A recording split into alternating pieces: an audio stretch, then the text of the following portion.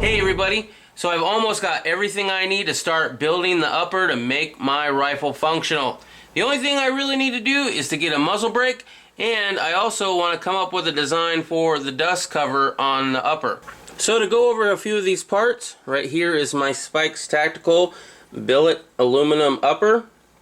You can see that it's a little different than your standard upper. For one, the walls are extra thick.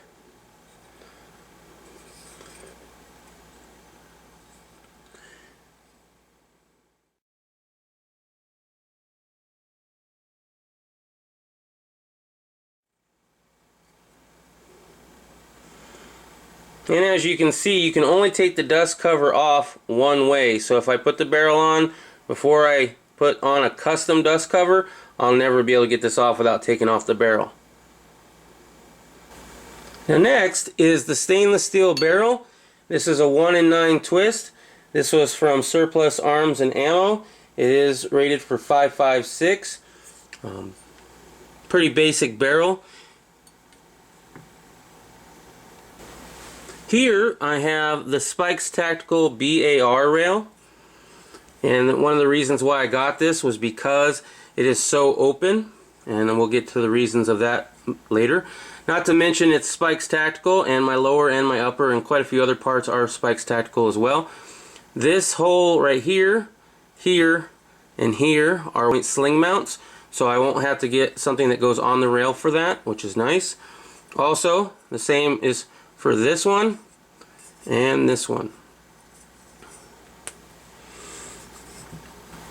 Now here is the barrel nut for that rail system, and it's a little bit different than your standard barrel nut, but the rail actually attaches to these holes here with, I think it's with 8 different screws that screw into the barrel nut.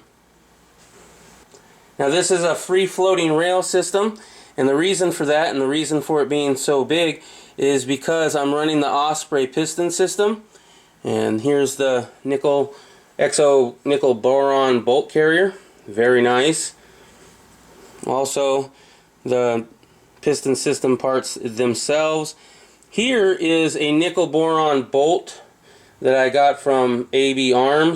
This came extra, as well as the cam pin, which is also nickel boron, and I had to get a firing pin. This is not nickel boron, I believe this is just stainless, but this is a Colt firing pin, so I do have one Colt part in my rifle, and then just the cotter pin that holds the firing pin in.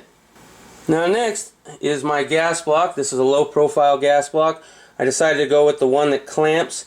OF Eagle suggested that I would do this over the set screws that screw in from the bottom where you have to dimple your barrel. I appreciated the advice. I looked into it, and sure enough I agree with them.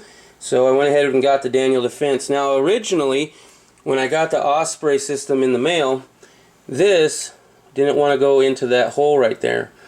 And I contacted Osprey about that, and they told me that that's kind of normal for them right now, and it was okay if I wanted to sand on this a little bit, because it wasn't missing it by much. It was very close.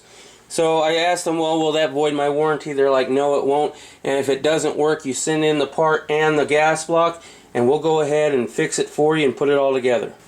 So yet another company that I'm really liking doing business with.